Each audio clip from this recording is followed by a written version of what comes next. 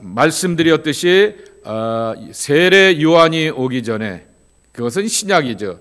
예수님보다 먼저 오셔서 공적인 생애를 살아갔던 분이 세례 요한 아니겠습니까?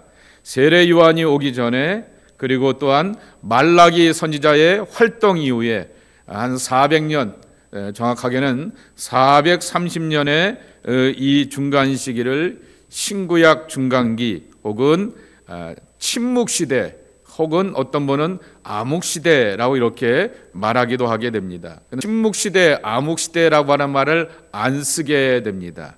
왜냐고 하면은 역사를 찾아보고 연구해보게 되었더니 하나님의 은혜를 목말라하고 갈급해하면서 몸부림치는 사람들이 있었다라고 하는 것을 알게 되고, 그 가운데 70인역같이 성경을 번역하면서 거룩한 일에 애쓰고 수고한 이들이 있었고, 세례 요한의 종파인 에세네파와 같이 광야에서 하나님의 구원을 기다린 사람들이 있었기 때문에 암흑기, 침묵기라고 하는 말은 적절한 표현이 아니고 성경에 기록이 없기 때문에 신구약 중간지대라 이렇게 말한다라고 하는 것입니다.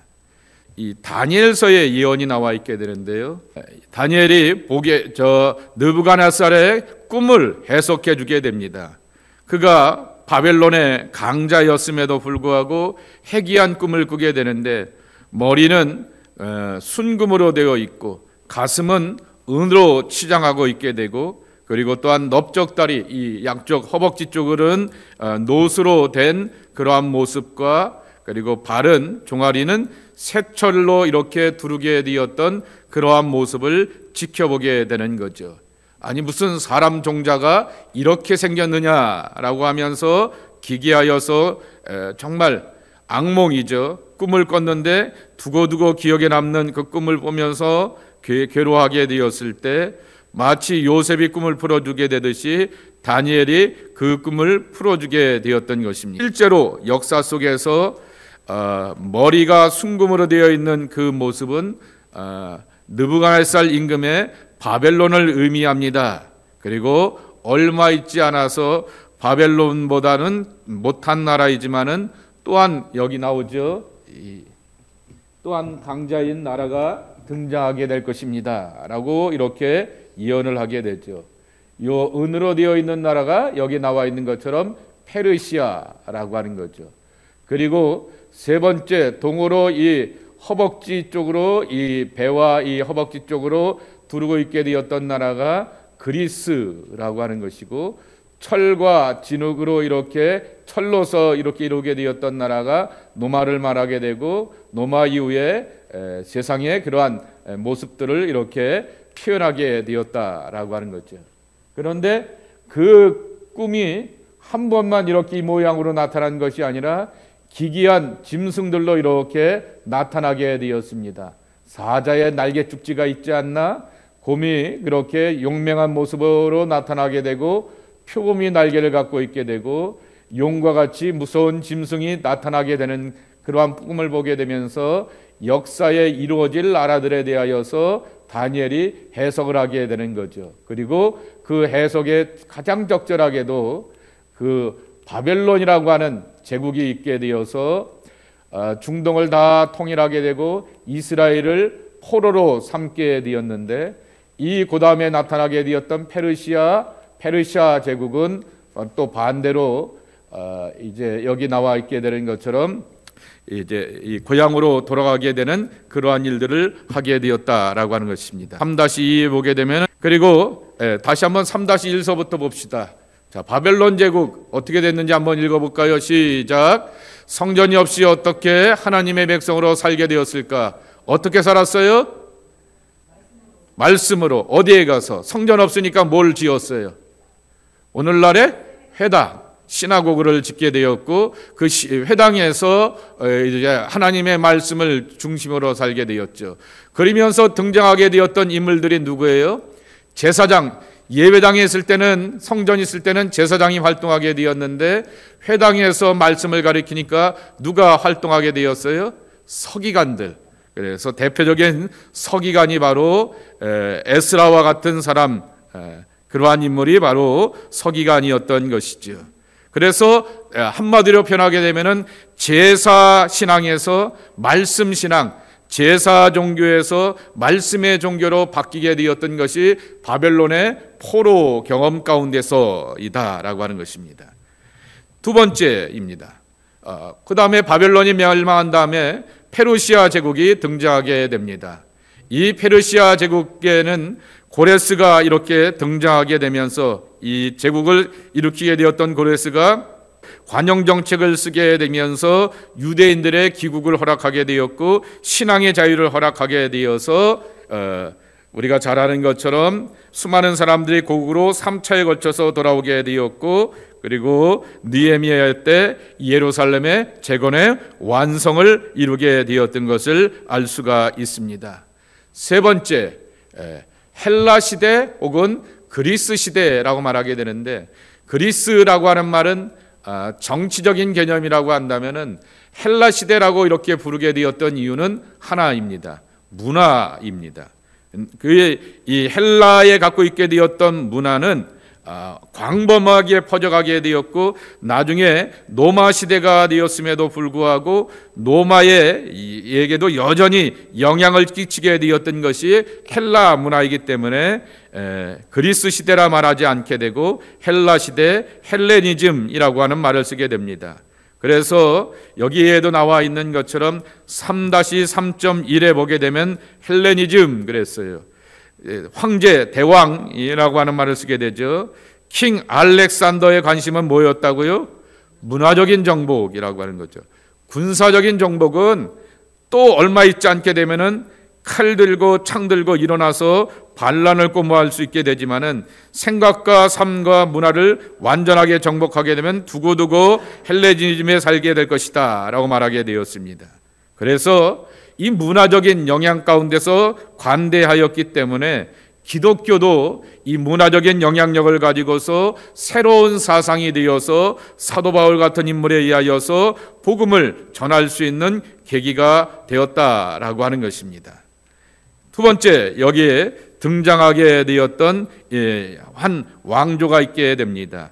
이 알렉산더 사후에 이 헬라 시대가 4개 왕조로 갈라지게 됩니다. 그래서 유럽 쪽에 2개 왕조가 있게 되고요. 그리고 또한 이쪽에 중동과 아시아 쪽에 2 왕조가 있게 되었는데, 하나는 프톨레미 왕조, 이집트를 이렇게 기반을 하게 되었던 그 왕조가 있게 되고, 셀루시드 왕조가 또 이렇게 중동에 한 왕조가 있게 되었던 것입니다. 그래서 이때 플로테미 왕조 시대 때 가장 중요한 일 가운데 하나가 뭐냐라고 말하게 되면은, 여러분 이집트의 수도가 어디죠? 이집트의 수도 카이로죠. 카이로인데 카이로만큼 당시에 중요한 또 하나의 도시가 있습니다. 알렉산더 왕의 이름을 따서 짓게 되었던 알렉산드리아라고 하는 도시입니다. 이 도시가 초대교회 역사 가운데서 중요하다라고 하는 것입니다. 제가 몇 번 말씀을 드렸는데 초대교회의 3대 포스트, 첫 번째 어디예요? 이방 선교의 전척이지 안디옥. 그리고 두 번째가 어디일까요? 모든 길은 어디로 통하여? 노마로 통하기 때문에 노마. 그래서 사도 바울이 그렇게 간절하게 가고자 하게 되었던 노마입니다. 또 하나가 어디냐라고 하게 되면은 알렉산드리아라고 하는 것입니다.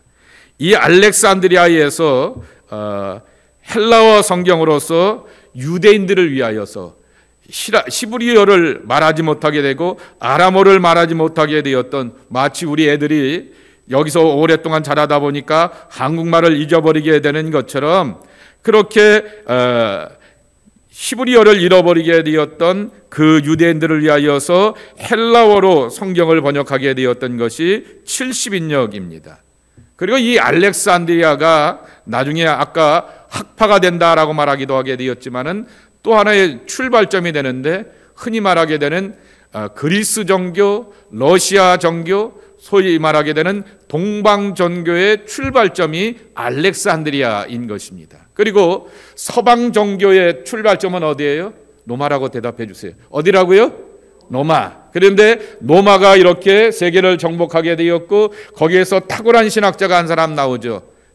행정가이자 신학가이자 목사였던 어거스틴이 등장하게 되는 겁니다. 어거스틴 하는데 어거스틴이 등장하는 이유는 그 때문에 그렇습니다. 그러면서 우리가 갖고 있는 이 서방 정교의 영향을 따라서 로만 캐톨릭이 있게 되었고, 로만 캐톨릭을 뒤집고 나와서 개신교가 출발하게 되었지만은 이 동방 정교의 기독교의 또 하나의 뿌리는 바로 알렉산드리아에서 있게 되었다라고 하는 것입니다. 세 번째 3-3.3에 보게 되면은 셀루시드 왕조가 등장하게 되는 것입니다.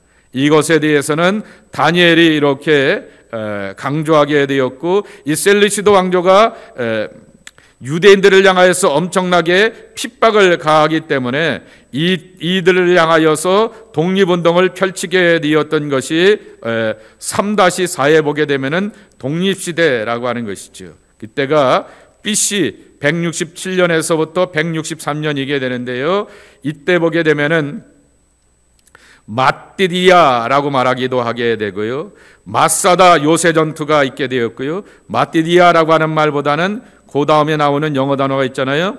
주다스 마카비라고 하여서 마카비라고 하는 별명을 갖게 되고, 마카비 장군이라고 하는 사람이 한 100년 정도 독립운동을 과감하게 펼쳐보게 되었던 것입니다. 그러나 여기 그 3-5에 나오게 되는 것처럼 폼페이 장군에 의하여서 이렇게 로마가 이 유대를 정복하게 되었던 것이죠. 그리고는 그 유대를 정복한 다음에 이제 쭉정이를 하나 이렇게, 쭉정이란 말 대신에 꼭두각시 허수아비죠, 하나를 세워놓게 되는 거죠. 로마의 정책이 뭐냐 하면은 우리가 이렇게 큰 나라 영토를 갖고 있고 여러 문화와 여러 종족들을 갖고 있게 되니 가능한 한 우리 중심으로 하게 되고, 지역에는 지역의 왕들을 세워놓게 되고, 다만 꼼짝 못하고 항복하고 세금 바치고 조공 바치면은 그냥 내버려 두자, 그리고 그들이 원하는 왕을 하나 세워놓자라고 해서 세워놓게 되었던 사람들이 소위 말하는 분봉왕입니다. 꼭두각시에 허수아비 왕들이 있지요. 괴뢰 정권이 말하는 거죠. 그 괴뢰 정권의 대표적인 인물이 바로 헤롯 대왕이었게 되었는데, 그는 권력을 가져보기도 하게 되었다라고 하는 것입니다. 그래서 3-5.1에 보게 되면은 신약이 시작될 무렵인데, 정확한 표현은 신약 성경이 시작될 무렵에는 로마 제국이 최전성기를 발휘하고 있을 때이다 라고 하는 것입니다. 자, 이랬을 때 금방 여기 설명에도 있는 것처럼 로마의 기본 정책은 온건책이고 관용정책을 쓰게 되었다라고 하는 것입니다. 그래서 분봉왕들이 알아서 재량껏 하게 되었고요, 이때 재량껏 하다 보게 되니까 헤롯이 로마 정부에도 이렇게 마음을 얻게 되고, 그리고 유대인들의 마음을 얻기 위해서 했던 일이 하나 있죠. 뭐 했어요? 성전을 깨끗하게 보수하고 재건하게 되었던 그러한 일을 하게 됩니다. 그래서 이때 세워지게 되었던 세 번째 성전의 이름이 뭐라고요? 헤롯 성전이라고 하는 거죠. 그러니까 1차, 2차에 걸치게 되었던 성전은 신앙을 가지고서 세워지게 되었지만은 3차 성전은 헤롯이 정치적인 목적과 뜻을 가지고서 성전을 세워놓았죠. 근데 거기에서 제사장들과 거짓 예배와 온전한 예배가 없게 되니까 예수님이 지나가다가 뭐라 그래요? 이거 헐어버려. 내가 며칠 만에? 3일 만에 세울게 라고 이렇게 말씀하시게 되었던 것은 참된 예배와 제사에 대한 강조점도 있게 되지만은 이 성전이 어떤 동기와 목적으로 세웠느냐라고 하는 거죠. 솔로몬이 하나님 앞에 간절하는 봉헌하는 마음이었는가? 아니면 바벨론에서 포로로 끌려오게 되었던 사람들이 다시금 집으로 돌아오게 되었을 때 하나님 새 삶을 주시니 감사합니다라고 하는 그 감사의 고백 가운데 세우게 되었던 수룹바벨 성전에 비교하게 되면은 헤롯 성전은 굉장히 거짓된 야망이 많기 때문에 그렇게 말하게 되었다라고 하는 것이죠. 그러며 이 성전이 또한 예루살렘에서 소위 말하게 되는 열심당원들이 봉기를 하게 됩니다. 유다의 독립을 위하여, 이스라엘의 독립을 위하여 라고 하면서 막 싸워가다 보게 되니까 그때 이제 나중에 이 장군이 황제가 되었는데요. AD 70년경에 예루살렘 성전이 붕괴가 되었던 것을 보게 됩니다.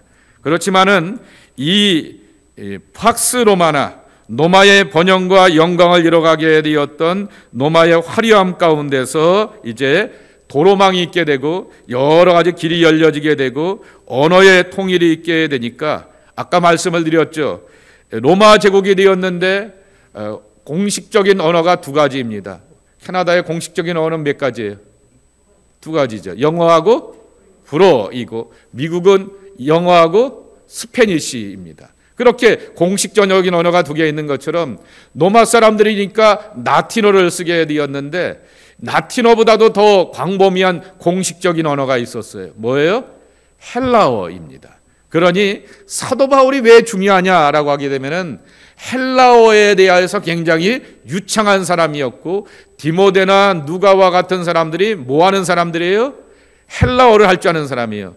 베드로나 요한이나 이러한 사람들은 예수님을 만나게 되고 은혜를 받게 되었던 사람이었지만은 헬라 말을 하는 데는 꼭 우리 같은 경우죠. 뭐 태어날서부터 대한민국에서 태어나고 자라갖고 갑자기 영어 하려고 하게 되니까 힘들고 어려운 거죠.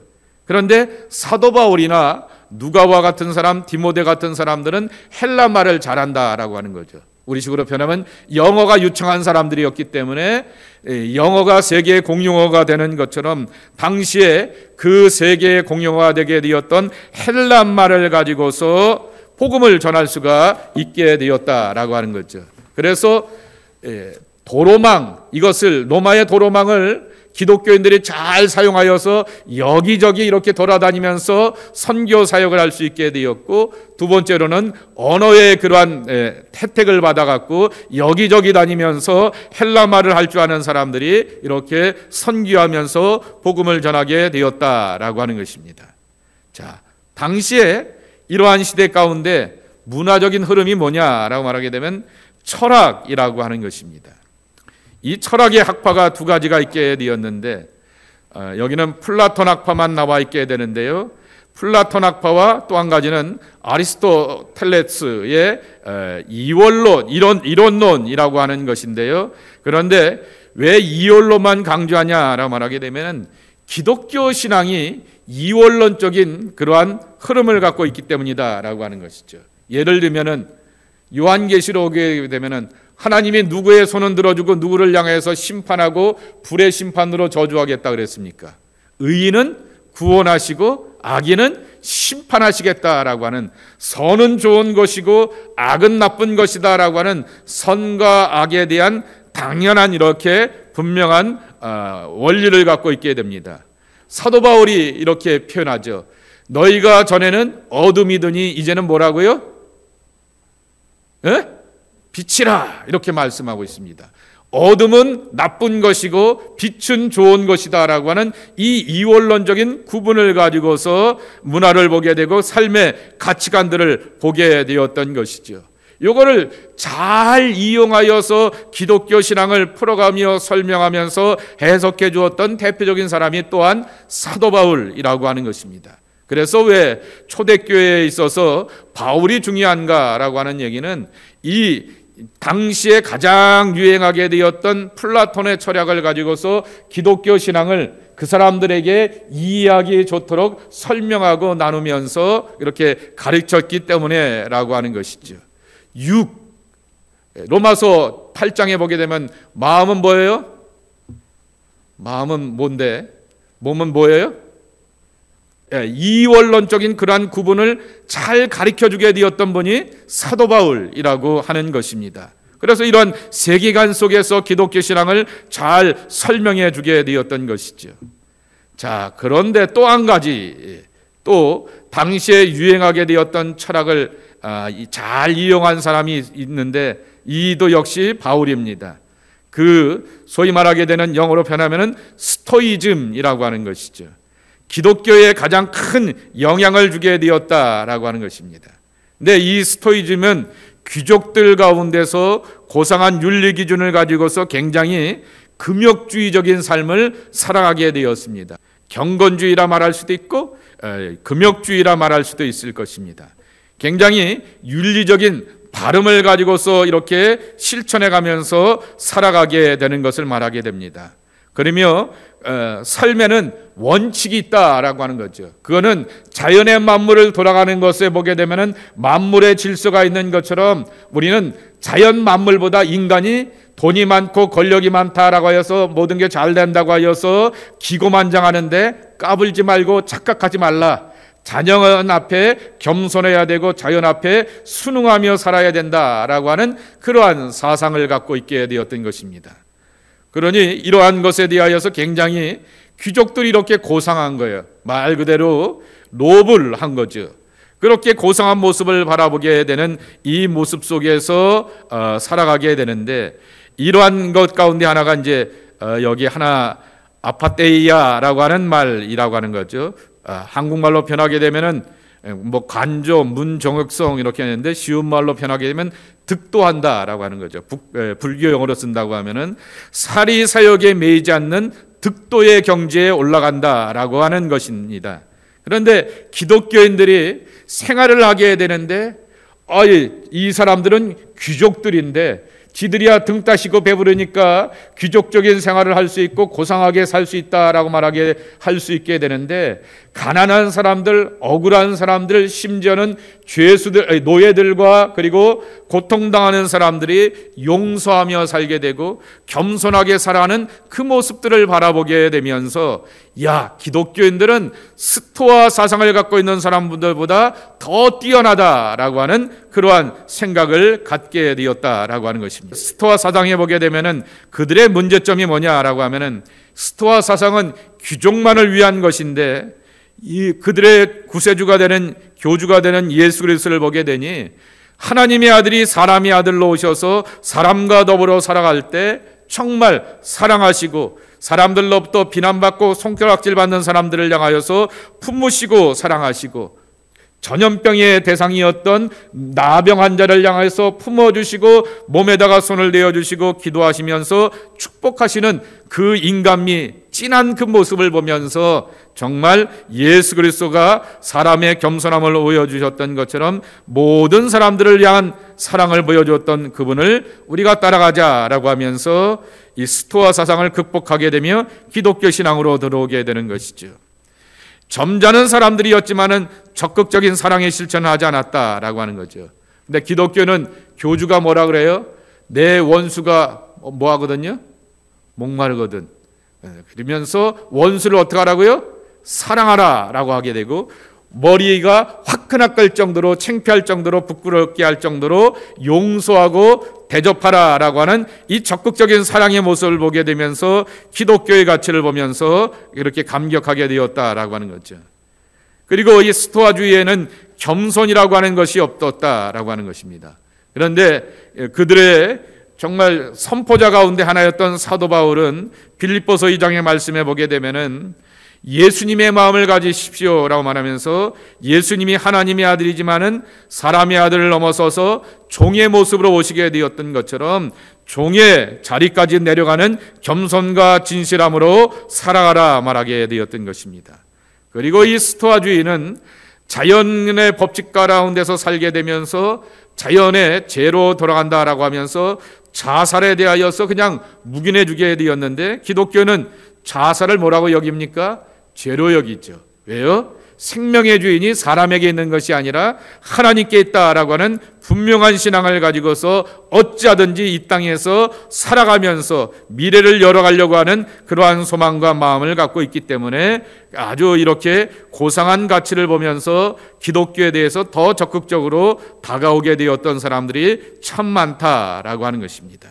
자, 다섯 번째로 중요한 것은 이 430년의 기간 가운데서 성경의 문제가 있습니다. 가장 대표적인 성경이 70인역입니다. 그래서 라틴어나 히브리어는 시라버는 단어 자체가 숫자입니다. 그래서 LXX라고 이렇게 해놓게 되었던 것은 70이라고 하는 말을 이렇게 써놓았던 것입니다. 그래서 70인역이라고 하는 말을 이렇게 암호처럼 써놓게 되었던 것이 LXX라고 이렇게 써놓게 되었던 것인데요. 70인역의 구약 성경입니다. 아까 말씀드렸죠. 이 70인역 구약 성경을 어디서 번역하였다고요? 알렉산드리아 초대교회의 3대 중요한 포스트 말씀을 드렸어요. 첫째 어디라고요? 안디옥. 두 번째 어디요? 로마. 세 번째 어디요? 알렉산드리아. 지금의 이집트에 있는 그러한 알렉산드리아에서 이 성경이 번역이 되었습니다. 여기 교재 214페이지에도 나와 있게 되는 것처럼 이 70인역 성경을 번역하게